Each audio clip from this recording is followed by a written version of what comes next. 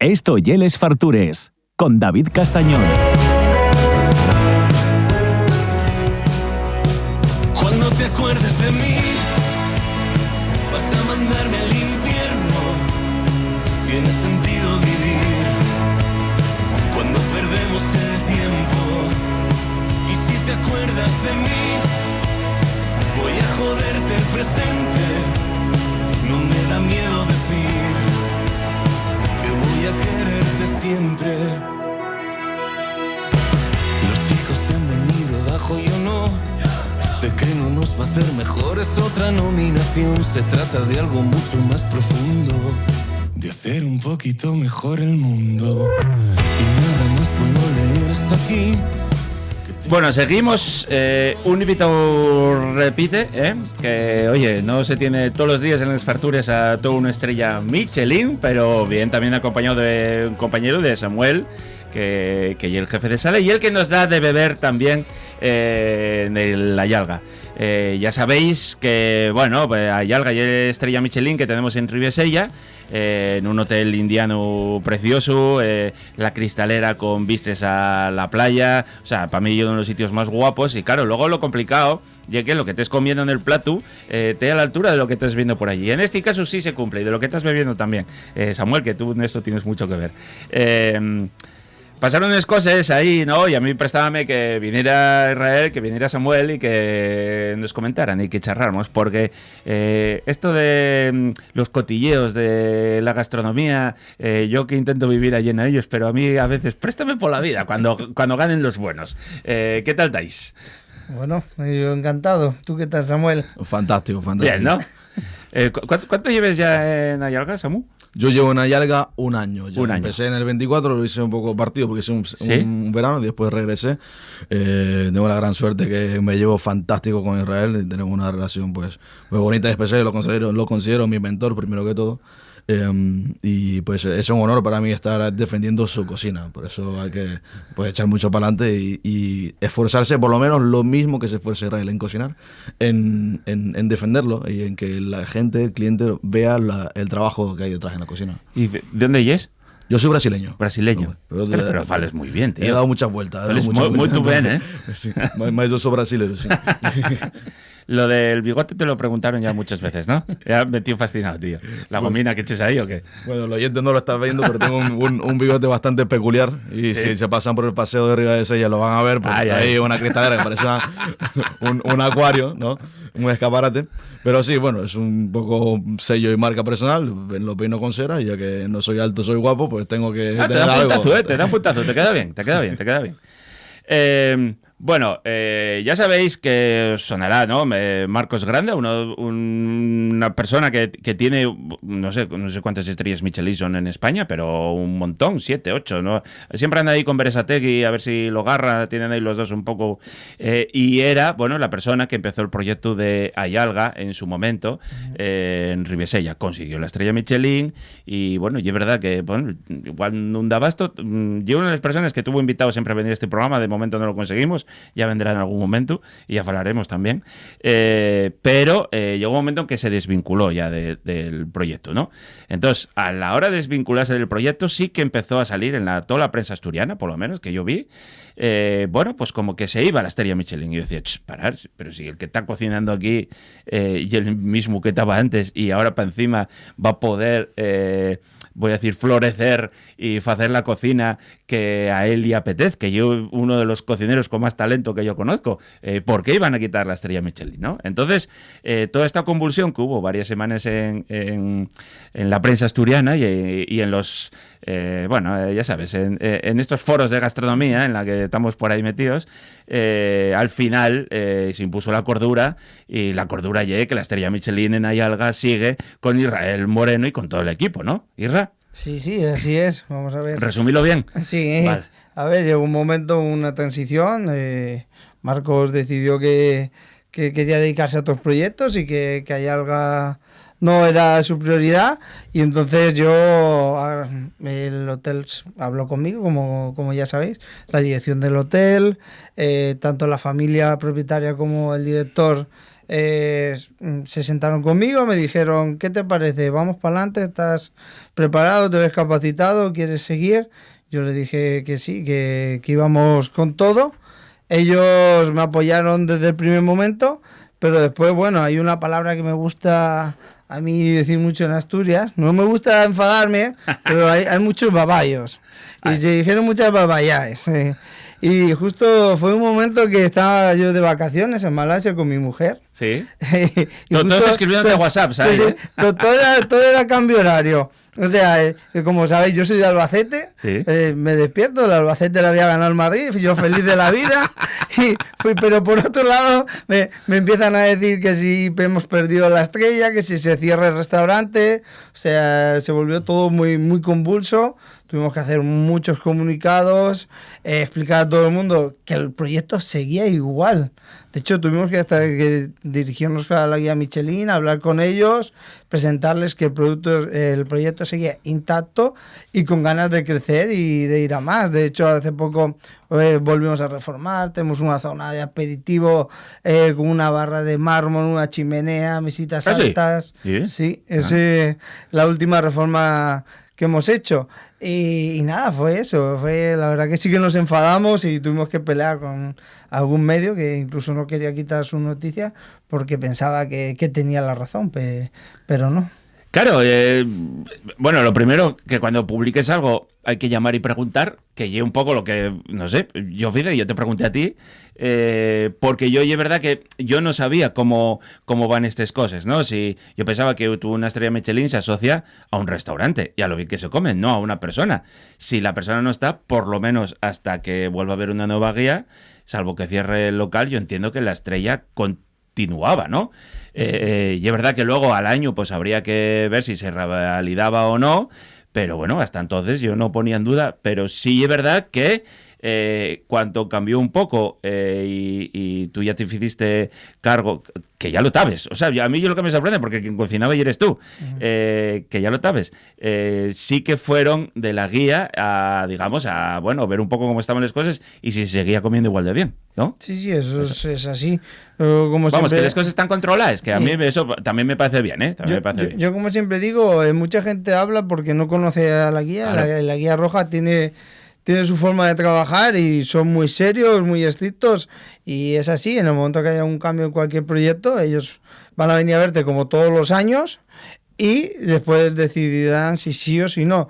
Pero bueno, nosotros estamos muy tranquilos, muy contentos porque nosotros luchamos, como aquí dice Samuel, que es una frase que a él le encanta decir, somos una fábrica de felicidad y nuestro trabajo es dar de comer y que la gente sea feliz. Ya está. Bueno, ya, ¿no? Sí. ¿Desfogasteis? ¿Hay algo más que añadir sobre...? No, el enfado era con esos periodistas que bueno, hay gente para todo. Y había como un poco de... Bueno, no voy a decir, pero sí un revanchismo. En plan, no, tío, llama y pregunta cómo van las cosas. No es tan complicado saber cómo funciona. Si me puedo enterar yo, puedo enterarse cualquiera, ¿no? Así es. Vale.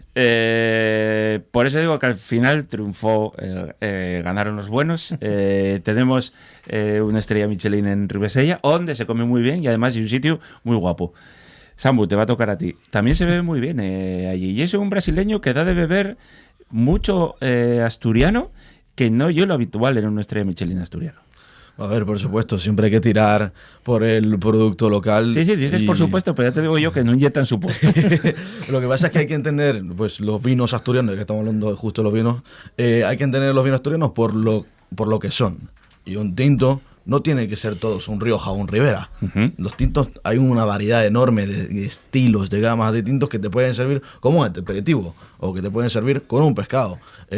Y si el productor intenta tirar a esa monotonía, ¿no? Esa monotonía de producto, todos tienen que ser riberones, todos los vinos tienen que ser riojas, pues entonces no se pierde un poco la tipicidad, ¿no? Y Asturias mantiene en lo que son pues sus vinos mucha autenticidad, son todos productores pequeños, viticultura aeróbica, y es algo que ayuda mucho también pues al momento de presentarlo, y es una manera muy romántica, ¿no? De producir vino, que sea todo a mano, la gente tiene que casi que escalar una montaña para llegar al viñedo, bueno, Que Martínez Parrondo, que lo tienes cada 2 por 3, tiene que andar espantando al oso Sí, que sí. tiene en el viñedo. Quiero decirte que hay una cosa fascinante. Exactamente, Claro. exactamente. Entonces, y de hecho, justo con el Martínez Parrondo, pues arrancamos. Y arrancamos el maridaje con un tinto, haciendo las cosas diferentes. Ya lo estuvo contando Israel antes. Puede gustar más o menos, pero nos gusta hacer las cosas un poco distintas, darle la vuelta y demostrar sobre todo que encaja. Que teóricamente, organolécticamente es correcto y funciona a nivel de gastronomía. Al principio eso choca, o sea, porque tú dices, ¿cómo mi manto vamos a empezar con un tinto? ¿No? Y luego, y es verdad que lo vas probando y te olvidas, o sea, y es verdad que una estrella Michelin da pie un poco a abrir la mente y que probemos cosas distintas. Y vosotros sí que ahí tenéis cierta mano, ¿no? Pero luego, claro, luego tiene que cuadrar todo perfectamente y va muy bien. Sí, muchísimo. Y aparte de eso, tenemos mucho que agradecer al cliente, que el cliente en Agallas tiende a ser muy agradecido y la gran mayoría se deja llevar mucho y dice, me pongo en tus manos. Y bueno, fantástico. Eso es el mayor sueño cuando entran por la puerta y se ponen en tus manos. Bueno, yo cuidaré de ti, ¿no? Ahora que no se escucha nadie, y que Israel tampoco te está escuchando, ¿gustóte la cerveza? Me encantó la cerveza. Sí. Y fue muy bonito ver cómo desde ese sueño que tenía Israel, desde la primera vez que lo conocí, de hacer una cerveza, cómo se fue construyendo el proyecto y vivirlo y verlo minuto a minuto y ver que se concretó y se materializó en algo único, porque es algo único. A mí me da pena también cada que sirvo Que una, porque me da ¿eh? pena tirar las botellas. Pienso yo, están todas las botellas numeradas, firmadas a mano por el chef, Ya. y me da pena tirar las botellas. Y se lo digo a la gente, es usted una de las 2.000 personas que podrán probar esta cerveza en la historia de su vida. Y digo 2.000 porque a las otras 400 a lo mejor no las bebemos nosotros. Tardó una hora en firmar 300 etiquetas, ¿eh? Una hora se Pero tardó ya en firmar estás ahí 300 como las etiquetas. estrellas del rock, o sea, firmaste una a una. Una, aún tengo que firmar. De hecho, hoy en la entrevista de antes le di a Roberto un rollo con 300 para que tengamos el restaurante para el mes que viene. Es Claro, todo artesano. Una a una mano. Sí, Una a señor. una mano. O sea, ya te sientes, yo qué sé, como los Stones o algo así, cuidado. Sí. Ya cada vez que me ven y dicen, ya está firmando otra vez, digo que ya no hay que pedir de rueda. Vale. No, yo pensaba que firmabas una y que luego eso se clonaba y tal, pero vale, mira, me mola. Una. Es algo único. Ojalá, y ya que vino Ordum, vamos a ver si hay otra. Siempre Claro, que ya hay que estamos tirarla. tirándola. Pero no sabemos si esto va a volver a pasar. O sea, hay que darle detalle, hay que darle mimo al proyecto hasta el final. Está muy bien todo esto porque existe, vosotros lo sabéis, que sois clientes de muchos estrellas Michelin, existe cierto run con las clonificaciones, ¿no? La guía tiende a uniformar y por eso vosotros tenéis que cumplir unos cánones, unos estándares que os marca la guía, pero intentáis buscar, yo creo que vosotros intentáis buscar ahí la diferenciación dentro de lo que se pueda. Y la diferenciación lo hacéis, bueno, pues haciendo un poco las cosas así también del revés, llevando productos propios, como ya en este caso la cerveza que hicisteis con Ordum, y luego cocinando muy asturiano. O sea, tenéis un menú donde Asturias y la mar que estáis viendo allí y es la protagonista. No, es así. El menú, yo siempre lo digo, el 80% de nuestro producto siempre es asturiano y siempre intentamos buscar la sorpresa. Ya lo comentamos la otra vez, lo volvemos a comentar, entre la carne y el pescado hay una cosita ahí, es un juego que hacemos nosotros, que rompemos la barrera de estar encorsetados, sentados ahí, nerviosos, y desde que entra el cliente, a mí me encanta Samuel, yo digo que es mi extensión, porque Samuel lee a las personas, entra y les pregunta qué tal están, cómo se sienten, y él ve si quieren una mesa divertida, Samuel les da una mesa divertida, dicharachera, que quieren más reservado, pero siempre buscamos que sea perfecta la sinergia y la obsesión de encontrar el producto asturiano y defenderlo al 100%. Cada vez tengo más ideas, tengo más cositas, pero bueno, poco a poco. Vale, claro, entiendo que tú ahora, con todo lo que ya llevas detrás, lo que lleves cocinando, ya conoces la casa, ya tu casa. Había veces que, claro, en el proyecto anterior igual no podías desarrollar alguna cosa que a ti te apetecía, a pesar de ser eso, el encargado de la cocina. Pero ahora se te abre un universo nuevo, ¿no? No, sí, es así. De hecho, ya siempre cuando se presenta el menú en sala, se presenta, bueno, aquí van a comer Asturias, pero van a comer Asturias a la manera de Israel. No queremos que nadie nos encorsete ni nos diga que somos un restaurante viajero, porque no somos un restaurante viajero. Somos un restaurante que da bien de comer, pero con matices del mundo, que es coger lo mejor de cada sitio y unirlo, anexionarlo a Asturias y darle ese valor añadido. Y luego también yo tiro mucho por Latinoamérica, por México. Estamos en una casona indiana y eso también hay que darle un valor añadido. Claro. Bueno, el brasileño aquí además te puede, yo qué sé, la feijoada y estas cosas te lo puede ahí preparar bien, ¿no? Entre feijoada y pavada hay una guerra, yo creo. El otro día estaba haciendo un plato de carne y una de mis paranoias me puse a secar queso, deshidratarlo, a mezclarlo con otra cosa y lo prueba él y dice, pues esto sabe a las migas de no sé qué de Brasil. Digo, una farofa, era idéntico a una farofa. Esto sabe a farofa, dijo. Yo no sé si sabe a farofa, digo, pero tú dilo que queda muy bonito. Para venderlo queda guay, ¿eh? Así es. Tal cual, cuando veía el plato era idéntico a la farofa. No sé ni lo que lleve. Tú imagínate, y lo voy a decir porque lo vamos a sacar en el nuevo menú. He creado una sal, porque tenía obsesión de madurar carnes, ¿sí?, con queso asturiano. Ajá. ¿Vale? Pero ni el queso llega siempre igual, ni la carne llega siempre igual. Ni tampoco somos un restaurante que tengamos los medios para tener una cámara de carnes para hacer eso, aunque intentamos. Pero no. Entonces dije, ¿qué puedo hacer? Vamos a hacer una sal. Y cogí el queso de 3 leches de Pría azul, lo deshidraté. He cogido levadura de hacer pan, la he deshidratado. Ajá. ¿Vale? Hemos triturado los dos. Y esos dos va a ser la sal que vamos a añadir. Es una primicia. Espero que nadie me copie, si no ya lo he dicho aquí. Estás trabajando bien, bien. Es una sal que la vamos a poner con nuestro solomillo de corzo y nos da ese sabor a queso azul, para ver la elegancia de no ser muy potente, esas levaduras. Y él dice que sabe a la farofa. Y estoy esperando que me haga la farofa para ver si es verdad. Es que claro, ahí hay un paralelismo muy grande, muy curioso, porque claro, es un acompañamiento que va con el solomillo de corzo. Y en Brasil la farofa es harina de yuca tostada, ¿sí?, que se va con cosas, con especias, con carne, con huevo.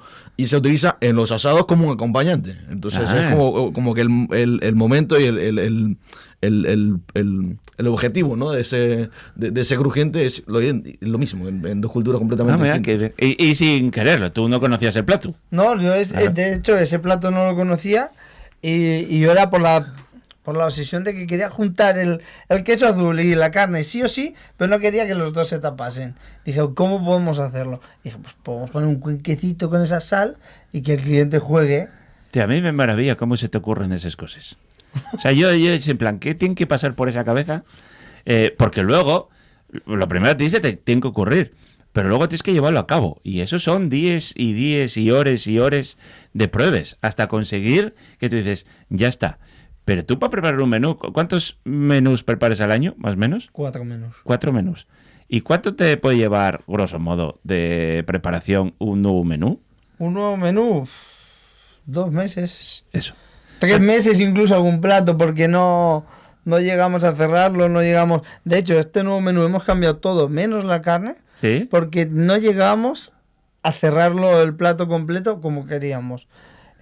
Yo siempre confecciono el plato como habíamos hablado antes con la cerveza, siempre busco el umami, siempre quiero que tenga ácido, que tenga dulce, que sea una montaña rusa, porque yo considero que la gente viene a nuestra casa una vez, no va a venir ni 2 ni 3 en un año, ojalá, pero no, somos un restaurante de autor e intento que sea una montaña rusa, que cada plato sea distinto al siguiente. Ajá. Y entonces eso conlleva a mucho prueba y error, que muchas veces nos vuelve locos y otras veces me ves Samuel subir a la sala corriendo, prueba, con una escucha, lo tengo.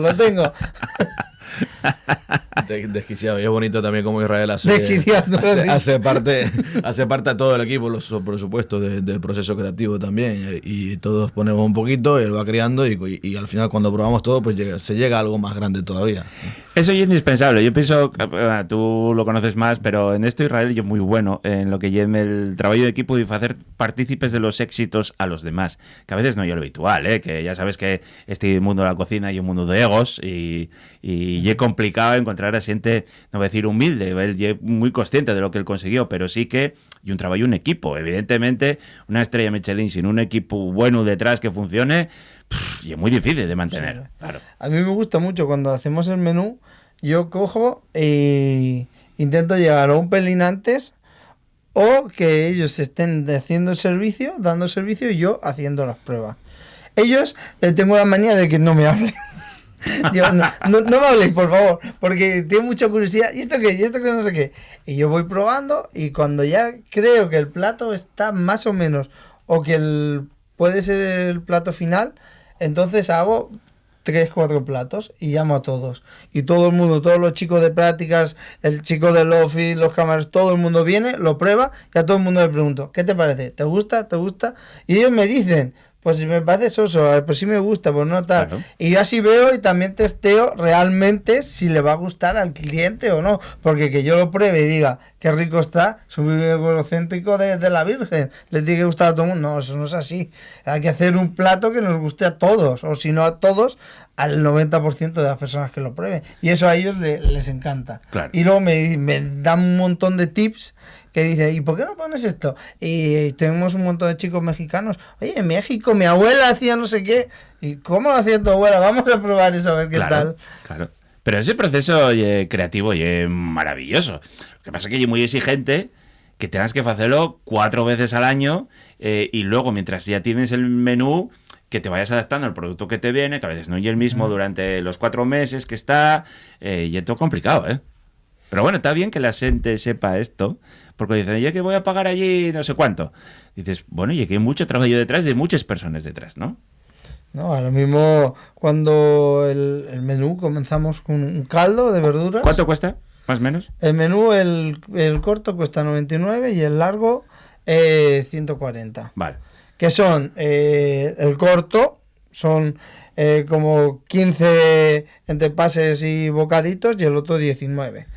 Y sales fartuco, ya con el de 15 ya sales bien, Ya, yo doy fe, que el de 19 ya lleva fartones profesionales. Y lo que me gusta mucho es que cuando llega la gente, Samuel ya llega, les presenta todo el proyecto, pero toman un caldo de verduras que tardamos 3 días en hacerlo. 3 días en hacer el caldo. Sí, el caldo tiene que ser muchos kilos de verdura y cuando la verdura ya está casi desintegrada, añadimos más verduras quemadas, añadimos setas y tiene que ser 3 días. Hay cocineros que dicen que se evaporan los aromas, a mí me encanta concentrar sabores. Y concentramos. Y luego tenemos un bocado que es una cresta de pitu. Oh, muy bueno. ¿Vale? Sí. Que tardamos 6 días en hacerlo. 6 días. 6 días. Entonces, ya llegamos con eso, Samuel lo presenta, y luego cuando yo salgo, les pregunto, ¿les gustó? Sí. El primero fueron 9 días, y lo segundo han comido un menú que tiene más de 120 elaboraciones. Claro. Para que intenten ver que todo el trabajo que tenemos ahí, y todo el cariño que imprimimos todos, todo el equipo, todos los chicos de prácticas, la gente del hotel, de recepción, cuando no estamos, que llaman y dicen, sí, llamen tal día, todo el cariño que implica en hacer ese menú, esas 3-4 horas de felicidad, es un esfuerzo brutal. Que eso es otra cosa, puede durar tranquilamente un menú de degustación, pues eso, 3-4 horas, incluso 5, si te enrolles bien, o sea que no es solo ir a comer, y ir a vivir algo más, ¿no? Ahora está muy de moda lo de vivir una experiencia, pero bueno, sí, en realidad es lo que es. Es que por completo, o sea, cuando llega, solamente con el sitio en el que estamos, que claro, el sitio es precioso, sí. Te pones en la mesa, sí. Estás a 5 metros del mar, cuando hay mareas picadas, las olas revientan contra el paseo y mojan los cristales, o sea, sí. Parece que estás con los pies en la arena. Sí. Ya empezaste por ahí y y yo que trabajo ahí defendiendo esa sala, no me canso de verlo, Claro. no me canso de verlo. Solamente empezando por ahí, todavía no te has probado, no has bebido ni un vaso de agua. Ya. Luego Samuel no lo dijo, pero desde que Samuel ha llegado a nuestra casa ya hemos brincado las 300 referencias de vino. ¿Sí? Sí, tenemos ahora ya más de 300 referencias, más de 300 etiquetas, más de 300 tipos de botellas de vino. Qué maravilla. Botellas de mucha más, ¿no? Pero y eso pues es un plus muy grande porque bueno, lo tenemos como joya, ¿no? Como un gran motor ahí abajo y curiosamente, mientras más referencias de vino, más confía en ti el cliente y dice, me pongo en tus manos y escógelo tú. Claro. No quiero leerme el libro un poco Claro. lo que viene la gente o dame el maridaje. Claro. ¿no? Y eso. Y acabáis de ser nombrados por la guía Michelin como uno de los mejores destinos de playa de... El mejor, ¿no? Uno de los mayores, no, el mejor. El primero de... sí, eso fue otra noticia que nos quedamos en blanco porque no sabíamos nada. Nos llegó un correo de la guía con el enlace y catalogaban los mejores restaurantes, chiringuitos para comer enfrente del mar, y Ayalga era el primero. O sea, nos quedamos en shock y muy contentos, muy agradecidos a la guía por ello y con más ganas de luchar por más. Bueno, Isra, Samu, muchísimas gracias. De ir a Ayalga me lo vais a agradecer, gran sitio y ya veis que grandes personas. Hay que ir a Ayalga, perdón, y quedarse a dormir en el hotel. Muy bien. Que conste. Planazo. Y beber vino. Un abrazo, muchas gracias. Muchas gracias.